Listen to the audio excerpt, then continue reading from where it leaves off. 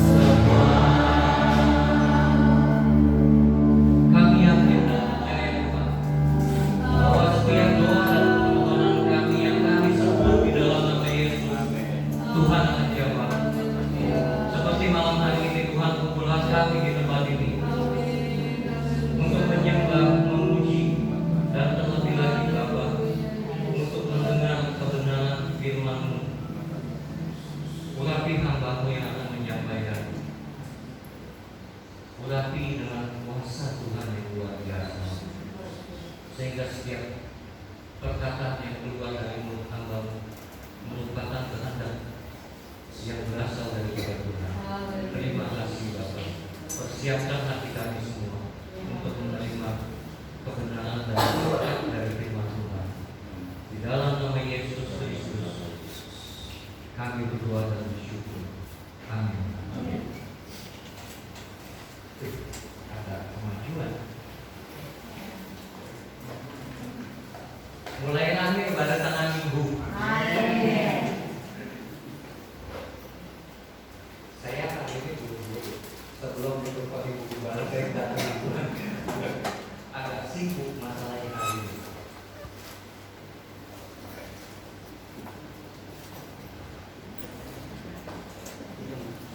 Sebelum kita masuk ke firman Tuhan,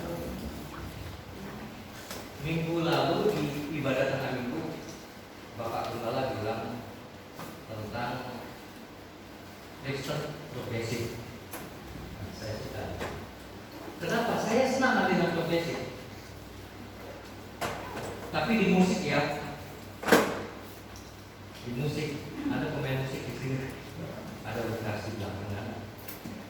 Serius, Bapak Ibu. Kenapa? Progresif itu artinya merubah sesuatu yang stagnan menjadi lebih baik. Itu progresif. Kenapa begitu di sounding Kristen progresif? Saya nyambut cuma kata progresifnya saja. Kenapa saya suka metal progresif atau rock progresif? Dan itu ada satu grup band yang memang benar-benar luar biasa buat saya. Kalau ada yang suka musik metal atau rock, pasti pernah dengar yang namanya Dream Theater. Memang alirannya progresif, metal progresif. Itu satu lagu bisa 20 menit. Bayangkan satu lagu dia, mereka punya lagu, satu lagu itu paling pendek 7 atau 8 menit. Aliran metal progresif, anggota bandnya nggak ada yang taton. Harusnya kan kalau kita berbicara tentang progresif itu menuju ke arah yang lebih baik. Benar nggak? Cuman akhir-akhir ini yang di sounding dan progresif itu bukan ke arah yang lebih baik menurut saya. Dan banyak hamba Tuhan juga berpikir seperti itu, bukan ke arah yang lebih baik. Kenapa? Karena itu Tuhan itu tidak lagi kita hidup secara semena-mena. Tidak lagi kita hidup dengan cara kedagingan kita sendiri, cara yang kita mau. Tidak lagi kita hidup sesuai dengan pemikiran kita, tapi semuanya dilandaskan dari firman Tuhan. Begitu kita putuskan hidup kita untuk ikut dengan Tuhan Yesus, itu yang diambil. Hidup kita bukan kita lagi yang atur, tapi semuanya Tuhan yang atur. Amin. Jadi kalau rock progresif saya dukung, metal progresif saya dukung. Tapi kalau Kristen progresif, mohon maaf saya nggak dukung, karena beda aliran. Tapi permasalahannya satu. Saya ambil contoh di dunia musik seperti ini.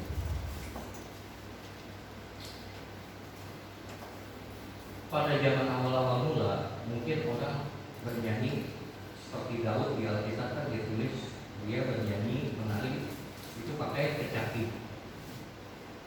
Betul ya? Halo, ini jam-jamnya makan soalnya. Betul ya? Perkembangannya kan banyak sekali. Dan seiring berjalannya sejarah musik dunia, banyak aliran-aliran baru timbul. Saya analogikan seperti dalam musik. Setiap aliran baru yang timbul, konotasinya ada dua. Yang pertama adalah dia bawa aliran tersebut dan menjadi role model buat generasi selanjutnya atau contoh seperti ini. Ada yang tahu Elvis Presley? Tahu. Tahu. Angkatan ABG ya.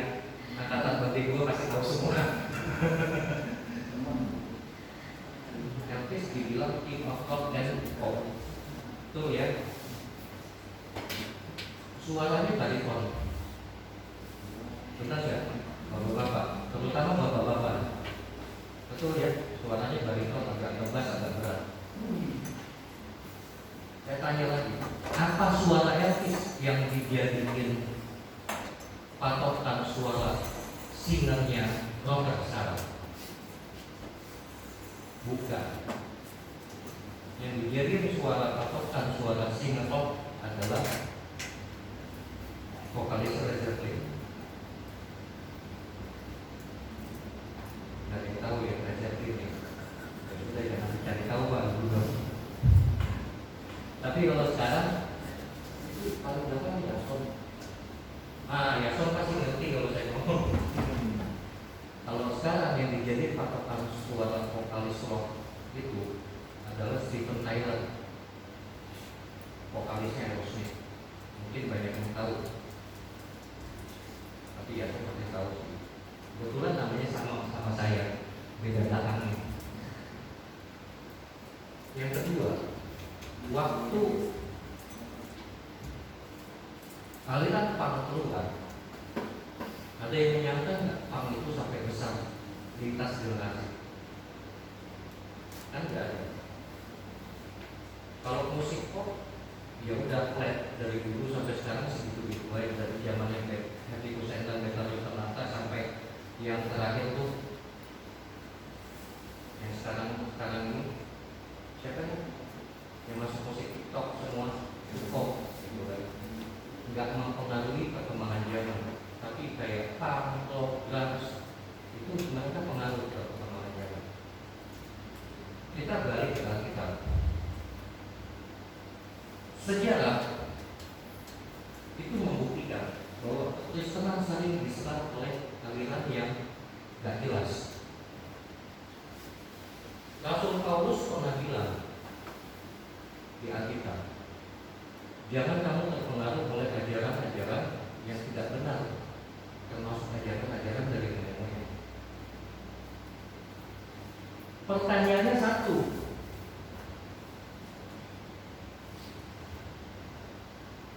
bagaimana supaya kita tidak terpengaruh oleh pengajaran yang tidak benar?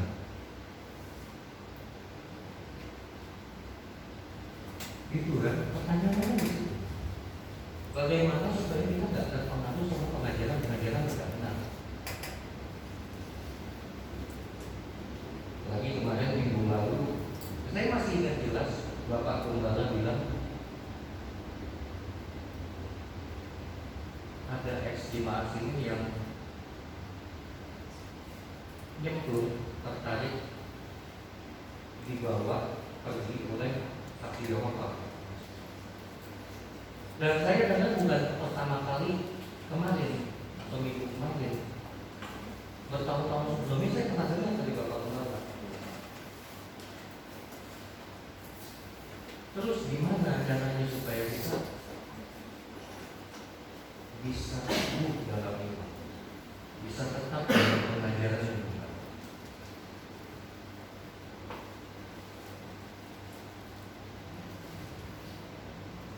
Malam hari ini kita belajar bagaimana caranya supaya kita tidak terseret oleh pengajaran-pengajaran yang benar. Kuncinya satu, Bapak Ibu, kita tumbuh, kita berkembang, kita bertumbuh di dalam Kristus, menjadi dewasa di dalam Kristus. Sama seperti pertumbuhan secara jasmani. Waktu lahir kita bayi, tumbuh ke balita, terus ke balita, anak-anak, remaja, dewasa muda, dewasa, baru bisa dibilang sebagai orang tua. Kita buka Alkitab kita sama-sama itu di Kolose pasal yang kedua,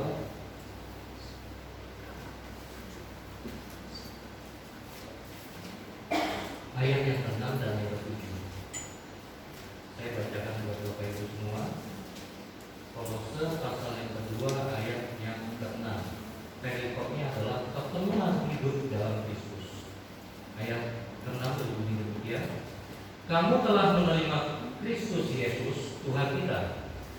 Karena itu, hendaklah hidupmu tetap di dalam Dia.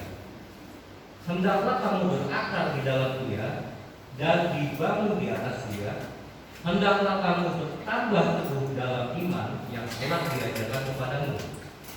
Dan hendaklah hatimu melimpah dengan syukur.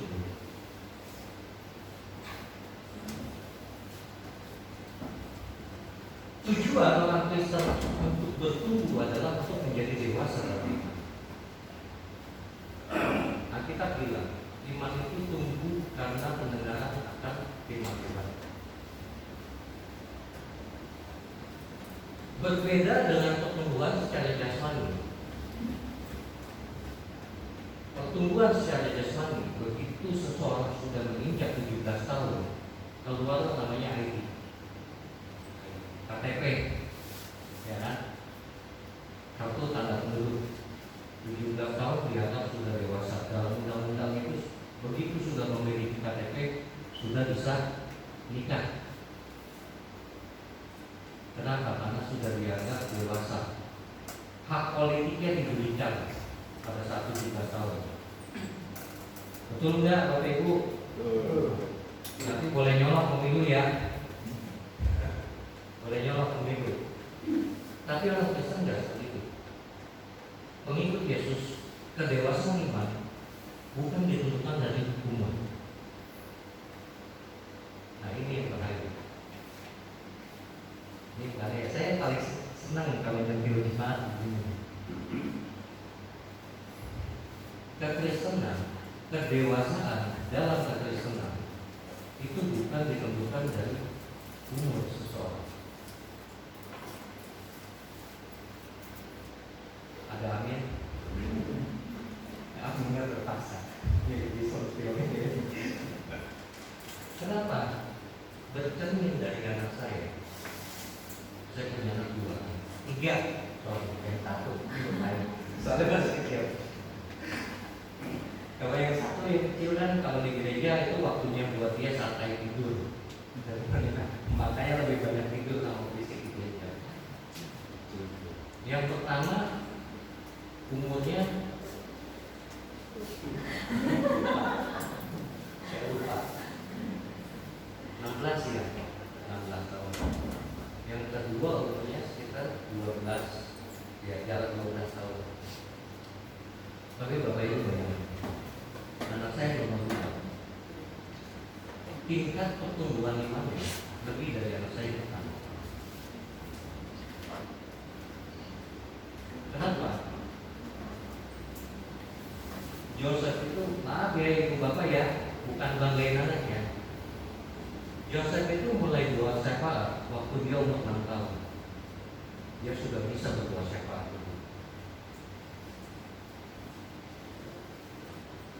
Dia sudah bisa berdoa syafaat di sekolah waktu umur 6 tahun. Alex ya sosok aja gitu, maksudnya ya sudah ke gereja baca kita. Tapi Joseph itu punya kerinduan, kayak malam ini dia nggak bisa datang, ngambek. Dia marah karena dia nggak bisa ke gereja. Maminya diomelin. Maminya diomelin karena celana dia ternyata celana panjangnya itu nggak ada yang cuci. Dia langsung bilang, dia bilang mau ke gereja celana panjang baru pada dicuci. Nah, ini dia Bapak, anak 11 tahun punya kerinduan yang sangat luar biasa untuk beribadah. Dia punya kerinduan yang luar biasa untuk memuji Tuhan. Punya kerinduan yang luar biasa untuk menyembah Tuhan, buat dengar firman Tuhan.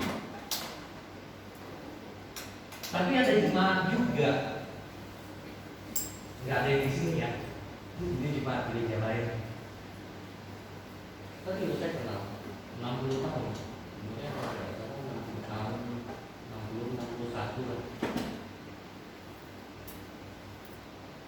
Skeptisnya luar biasa. Firman Tuhan dia tahu, bukan dia nggak tahu, dia tahu firman Tuhan.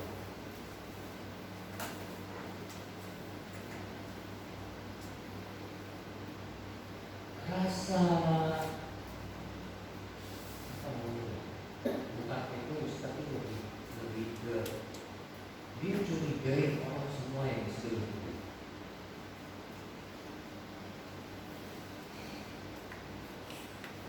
Masalahnya bukan cuma jemaat biasa, tapi seorang pengkhotbah juga. Dia bisa bilang pendeta itu sesat karena bilang suruh jemaatnya ngumpulin perpuluhan. Lah, ada kan? Banyak contohnya jemaat yang dewasa secara jasmani tapi anak-anak di dalam rohani.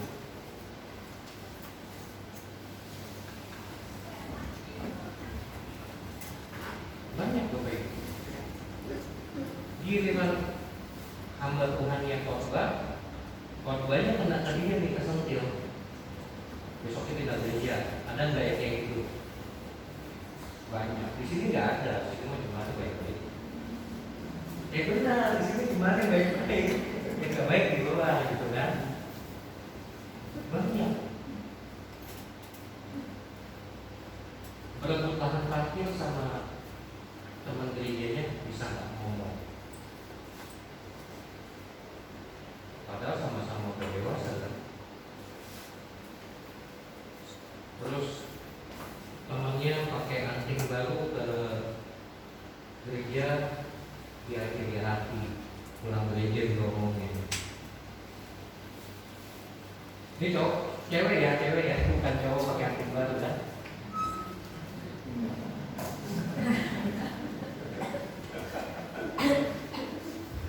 Kalau di sini bapaknya pakai jepitan baru diomongin segereja.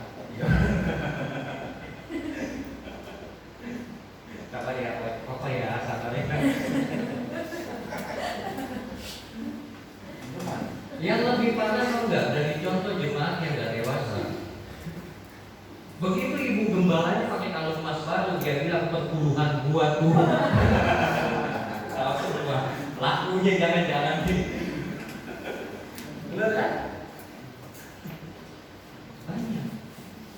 Efek dari tidak dewasaan kita mungkin ketawa waktu kita ngomong. Ini efek kecil. Tapi pernah nggak Bapak Ibu bayangin efek dari ketidakdewasaan kita di dalam iman membuat kita jauh dari Kristus. Ajaran saksi Yehova. Kalau di luar negeri lebih parah Pak. Di sini cuma saksi Yehova. Di luar negeri ada Freemason, ada Illuminati.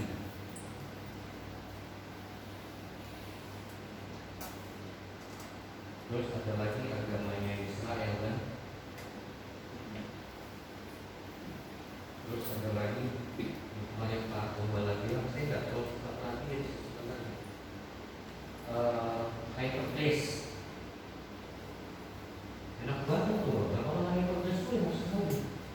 Sekali selamat tetap selamat. Itu bukan ya kayak gini. Itu ajaran siapa kan? Sekali selamat tetap selamat. Bapak Ibu, kalau Bapak Ibu nggak dewasa secara iman, terus dikasih ayat sekali selamat tetap selamat, bukannya kita nggak ada filter lagi buat hidup. Kalau kita udah selamat, sekali selamat tetap selamat, berarti kita boleh melakukan segala macam di dunia, boleh melakukan segala dosa di dunia. Benar nggak? Konotasinya sekali selamat tetap selamat loh.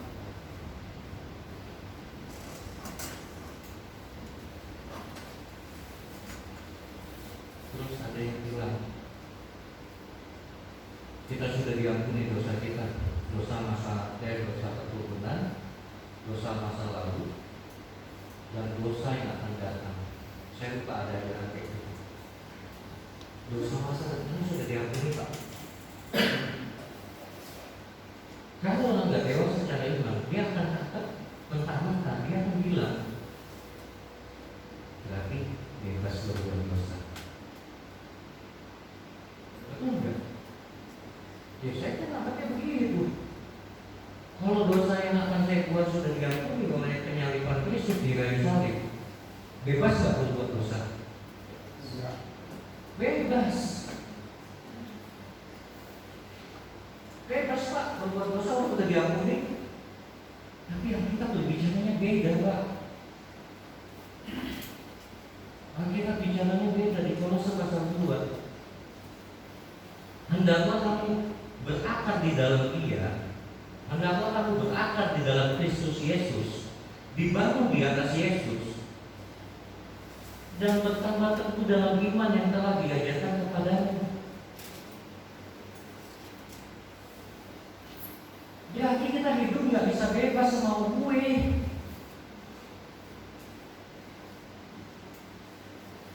Benar kan? Nggak bisa hidup bebas semau kita. Ada aturan yang harus kita jalani. Pertanyaan saya satu.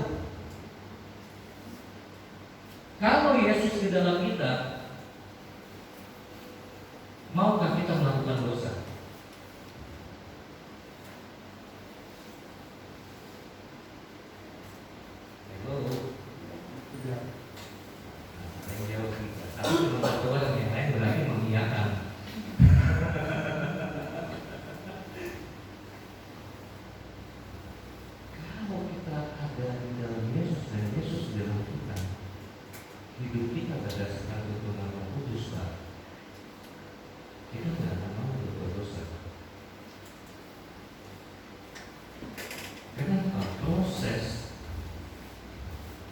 Ada yang pernah ikut camp lihat waktu itu berapa tahun lalu, 5 tahun lalu kalau tidak salah.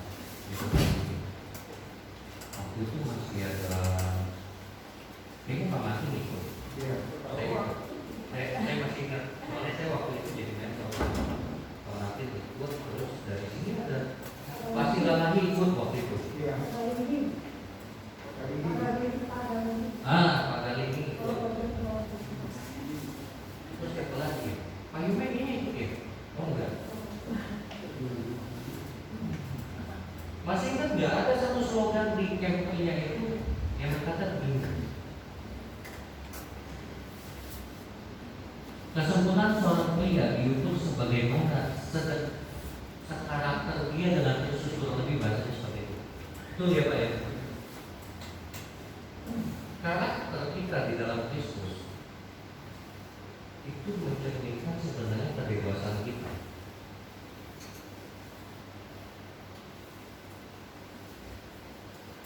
Bapak Ibu, ada yang mau tahu nggak gambaran Allah Bapa itu seperti apa? Ada yang mau tahu nggak rupa Allah Bapa itu seperti apa? Ada yang mau tahu nggak? Saya kasih tahu caranya. Halo, ada yang mau tahu nggak? Serius nih, saya bukan bercanda, saya serius. Bapak Ibu mau lihat Tuhan Allah itu kayak gimana? Allah Bapa itu seperti apa? Kita buka.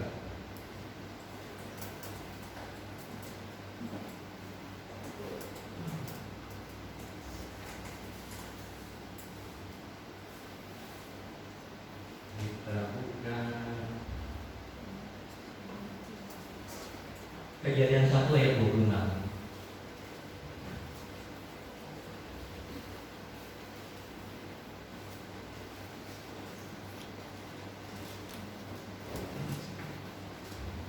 Kejadian 1 ayat 26. Saya baca komentarin. Berfirmanlah Allah, baiklah kita menjadikan manusia menurut gambar dan rupa kita. Dan titik sampai situ. Oh, ada yang begitu belakang. Bapak Ibu mau tahu rupa Allah seperti apa? Lihat di kaca.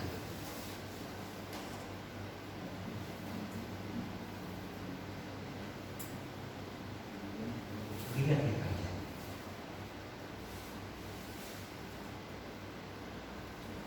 Kenapa saya bilang begitu, Pak? Kan manusia katanya dari debu tanah ya, ya kan? Tapi ayat ini kan bilang manusia itu dijadikan menurut gambar dan rupanya Allah. Bedanya Bapak Ibu tanahnya mana nih? Tanah kuburan, tanah sengketa, apa tanah perjanjian, kan begitu? Ya, bicara saya. Tanahnya sama semua dari rebutan. Bedanya ini. Beda. Bedanya ini. Semakin dekat Bapak Ibu dengan karakter Kristus, semakin dekat Bapak Ibu dengan Allah, semakin besar iman yang di dalam kita. Waktu kita berkaca, Bapak Ibu boleh sadar, boleh tidak sadar, ada kemuliaan Allah pada wajah kita. Tapi semakin jauh kita dari Allah, semakin kita kehilangan kemuliaan Dia. Waktu kita berkaca, muka kita itu usang.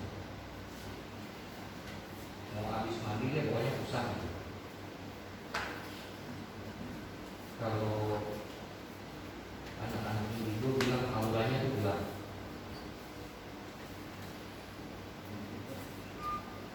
Tapi semakin besar sukacita kita dalam diri kita, sukacita yang Allah berikan dalam diri kita,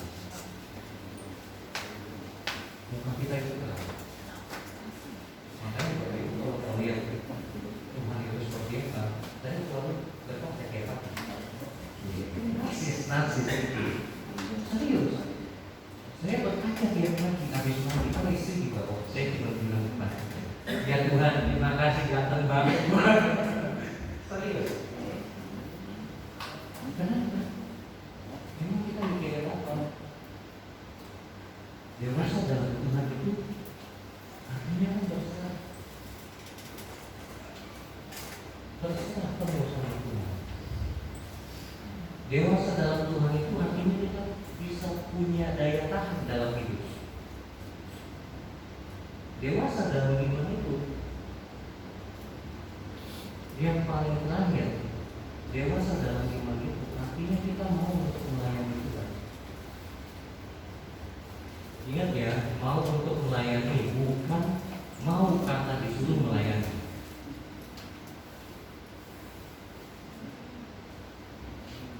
Ada dua perbedaan di sini. Sama kayak tadi saya analogikan anak saya yang kerja. Joseph pada saat dia nggak bisa ke gereja, dia kecewa luar biasa. Tapi Christine pada saat dia nggak bisa ke gereja, ya sudah.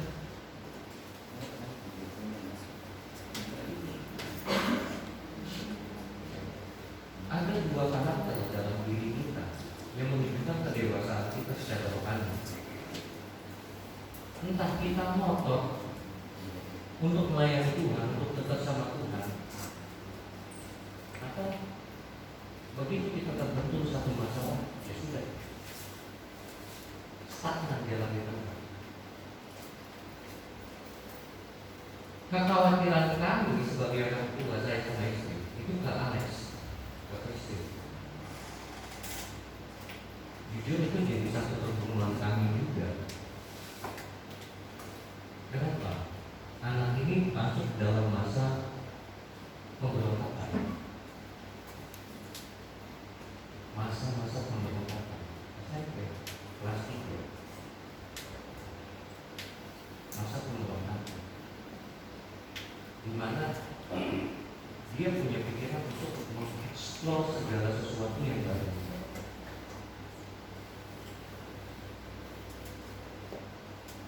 Masuk ke gereja. Ini apa? Kita ke gereja Kris Katedral.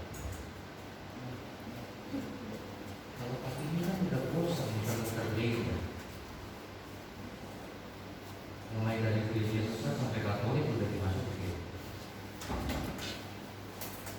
Maaf Bapak Ibu ya, saya pernah ke gereja yang saat itu terbalik.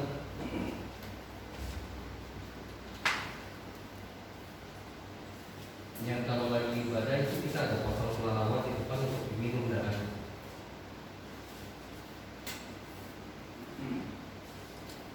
Enggak seindah yang di TV di YouTube bilang kayak mau gereja setan seperti ini. Biasa tidak seperti itu, Bapak Ibu. Lebih gelap, lebih gelap.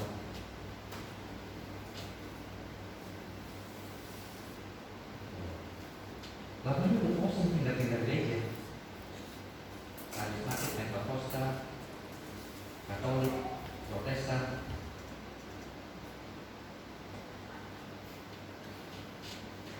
Tujuan Tuhan akhirnya cuma satu, kita ke gereja buat apa? Bapak Ibu ke gereja buat apa? Apa yang Bapak Ibu cari?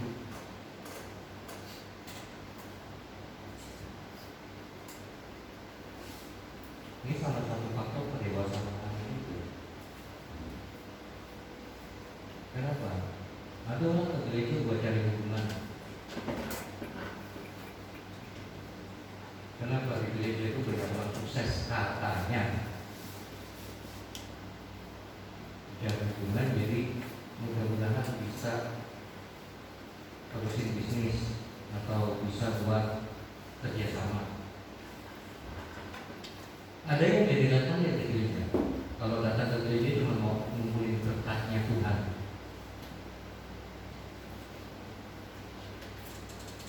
Dewasa nggak cari ilmu. Kenapa? Ngasih persembahan tapi dia itu Tuhan balas berkali-kali lipat ya. Dan kami enggak. Ini malam hari ini nggak banyak kan bercandanya kan? Kami harus berbeda. Ada orang punya pemikiran begitu dia. Kasih persembahan tapi dia mengharapkan Tuhan bayar berkali-kali lipat. Lebih dari kantangnya.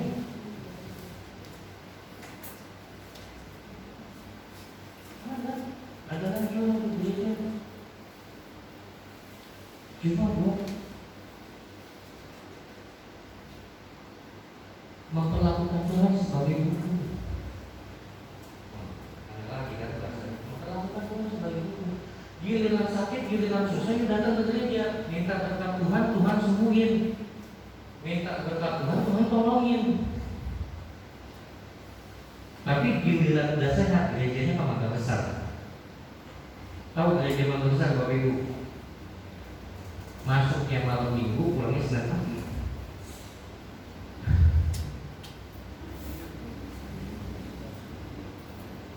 Banyak orang besar seperti itu. Itu tidak melambangkan kedewasaan secara rohani.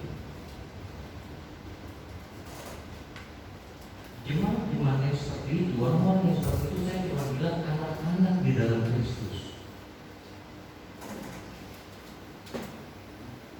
Kenapa? Hanya bisa begini Bapak Ibu. Sekali lagi saya minta maaf, hanya bisa menandakan tangan ke Tuhan, tapi dia lupa waktunya dia memberi sesuatu ke Tuhan.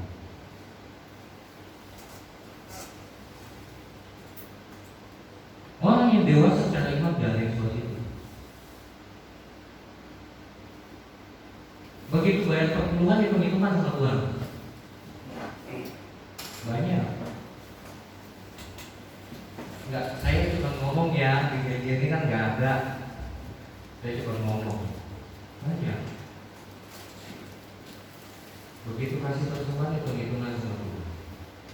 Giliran disuruh melayani di sini, malah dia hitung-hitungan waktu sama Tuhan. Ada, pasti ada. Ada. Yang main musik giliran dikasih jadwal karena nggak dibayar, dia bilang nggak bisa. Mendingan gua main di kafe, gua dibayar. Di gereja gua nggak dibayar. Tapi dia lupa nafas dia Tuhan yang kasih. Keahlian dia Tuhan yang kasih. Disentil dikit sama Tuhan satu. Loh.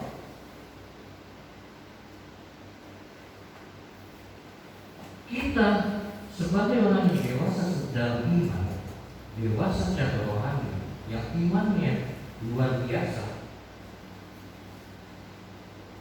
Ingat satu hal, segala yang kita lakukan sekarang bukan karena kita mampu, tapi karena Tuhan izinkan kita lakukan. Harus punya prinsip seperti itu. Dewa secara rohani itu artinya bisa bersyukur sama Tuhan bahwa segala sesuatu yang kita dapat lakukan itu anugerah dari Tuhan, bukan karena kehebatan kita, bukan karena kebisaan kita.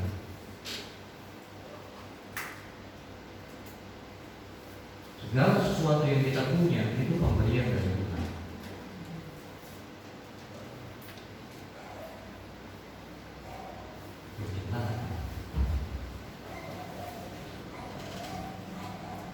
Saya sempat sedih. Kenapa sedih? Motor baru 3 bulan hilang. Saya cerita sama Pak Sen. Pak Sen pulang aja Pak Sen. Kenapa? Saya lagi kuliah teologi, motor saya dicuri. Saya bilang, serius ini? Beneran serius? Diketawain. Beneran saya keluar. Selesai kuliah saya keluar. Saya bilang, motor mana? Iya, motor mana ya? Serius gila. Baru 3 bulan, 2 kali bayar angsuran, semotor hilang. Tapi Bapak Ibu tahu yang luar biasanya, yang terucap dari bibir saya bahwa hari itu saya bisa bilang ini, Tuhan yang memberi, Tuhan yang mengambil. Terpujilah nama Tuhan. Saya keluar ucapan seperti itu. Saya melihat itu Ayu yang ngomong seperti itu. Malam hari itu saya bisa berucap seperti itu. Terus saya telepon bos saya buka sekarang. Pak, besok saya izin. Kenapa? Ini selesai kuliah motor kagak ada, gue mau bikin laporan polisi dulu besok. Itu terjadi. Syok enggak? Secara manusia syok. Bisa enggak saya bilang begini, Tuhan kenapa Engkau biarkan ini terjadi? Saya lagi belajar untuk melayani Engkau. Coba pikir, mana yang lebih masuk akal? Yang pertama memberkati atau yang kedua pola pikir saya. Tapi malam hari itu baik di bibir dan di pemikiran saya, Tuhan yang memberi, Tuhan yang mengambil. Terpuji nama Tuhan.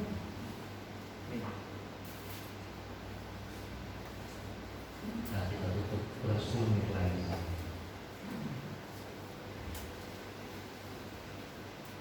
Terakhir firman Tuhannya di Lukas yang ke-4 ayat yang ke-8.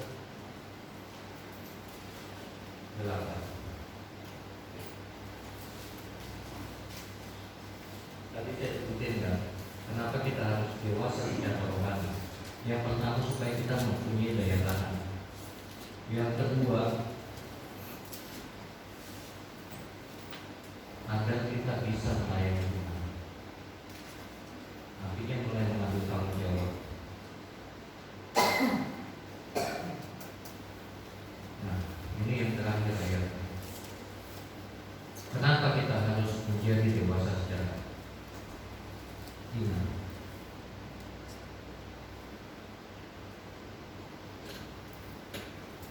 Lukas 4:8.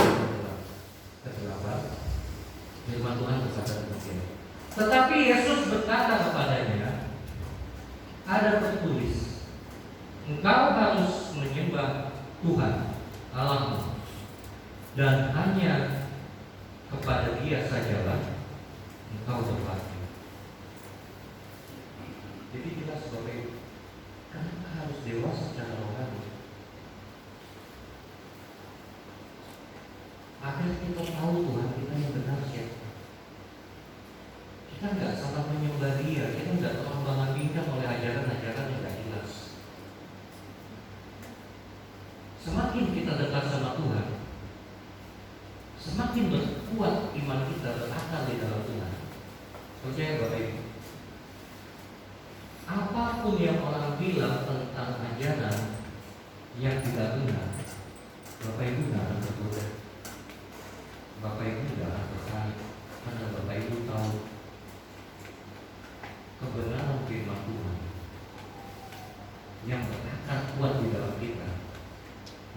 bisa dipatahkan oleh omongan-omongan yang tidak jelas. Amin. Tuhan Yesus memberkati. Saya malas doa. Saya minta Pak Yumi ya untuk kita dalam doa ya Pak.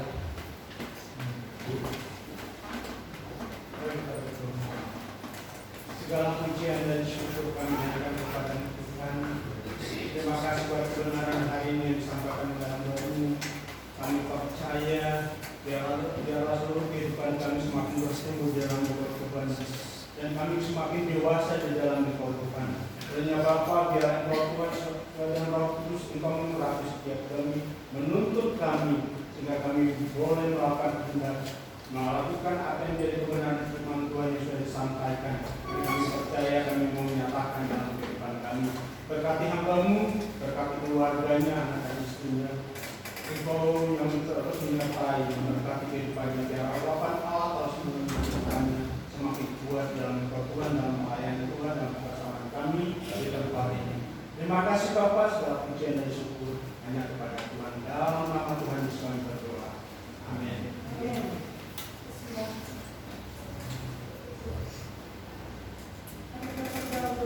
Bapak kami yang surga, kami bersyukur Tuhan bahwa kami sudah dinyatakan berjalan di dalam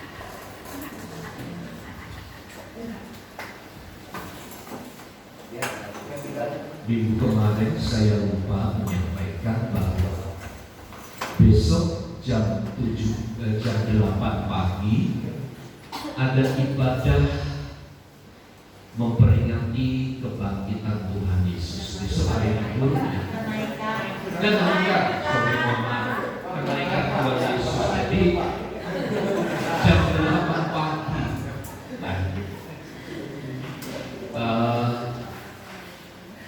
Nanti Ibu Gembala juga mengumumkan lagi itu di grup.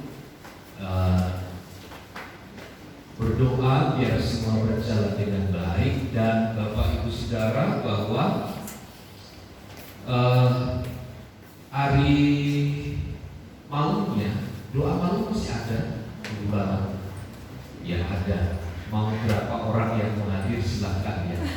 Yang penting jam 7 malam di tempat ini pintu dibuka. Saya dengan Ibu Gembala paling gak berdoa di tempat ini ya. Dan Minggu jam 7, kemudian hari Rabu tetap ibadah seperti biasa. Sabtu ibadah youth, dan Minggu jam 8 pagi ibadah. Saya kira itu Bapak Ibu yang saya ingin sampaikan.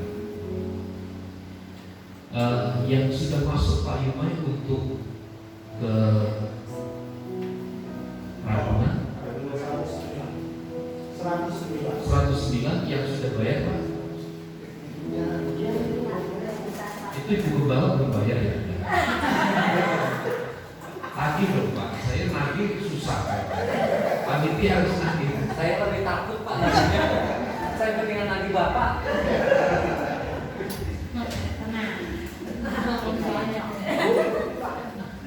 Ya, karena itu jasa ibunya sudah dibayar ya. Udah ya Pak? Udah dibayar. Jadi jangan sampai tempatnya dibayar nanti bisnya nggak dibayar. Jalan gitu. Baik, saya kira itu saja yang dapat saya sampaikan. Tuhan memberkati. Semangat Bapak Ibu. Ya, meskipun banyak kegiatan ibadah, saya lihat Bapak Ibu tetap bersukacita ya. Mari bersama kita berdiri, kita akhiri ibadah kita di dalam Tuhan. Curahkanlah segala kemuliaan dan berkat Tuhan atas seluruh hidup kami. Apa yang telah kami dengar dari berita firman-Mu, bahkan pujian penyembahan kami, semuanya mengagungkan dan memuliakan nama Tuhan. Jadikan kami semakin dewasa dari hari ke hari di dalam menyimak dan menyikapi semua peristiwa yang terjadi. Karenanya firman Allah akan terus bekerja di antara kami, sehingga kami semakin kuat di dalam Tuhan. Berkati rumah tangga dan keluarga kami, berkati usaha dan pekerjaan kami, berkati kami sebagai anak, sebagai orang tua. Kami percaya Allah yang akan menuntun terus kami, sehingga kami terus menikmati kemuliaan dan berkat dari Tuhan. Berkati juga ibadah besok pagi. Kami berdoa biarlah kiranya jemaat Tuhan mereka tidak bosan-bosan untuk bersekutu kepada Tuhan, tapi ada semangat, ada gairah, ada keinginan yang begitu besar untuk mau mendengar, untuk mau melihat kemuliaan dari Tuhan. Kami berdoa, pakailah hamba-hamba-Mu yang telah mempersiapkan diri untuk melayani. Berkati kepulangan kami ke rumah kami masing-masing, datang dengan selamat tanpa kekurangan satu apapun. Di dalam nama Yesus kami berdoa. Mari saudaraku, angkat tanganmu dan terimalah berkat Tuhan. Tuhan memberkati dan melindungi engkau. Tuhan menyinari engkau dengan wajah-Nya dan memberi engkau kasih karunia. Amin. Tuhan menghadapkan wajah-Nya kepadamu dan memberi engkau damai sejahtera. Kiranya kasih karunia Tuhan Yesus Kristus dan kasih Allah serta persekutuan Roh Kudus menyertai kita sekalian saat ini dan sampai selama-lamanya. Kami terima segala berkat Tuhan di dalam nama Tuhan Yesus Kristus. Kita semua yang percaya dan diberkati bersama katakan amin.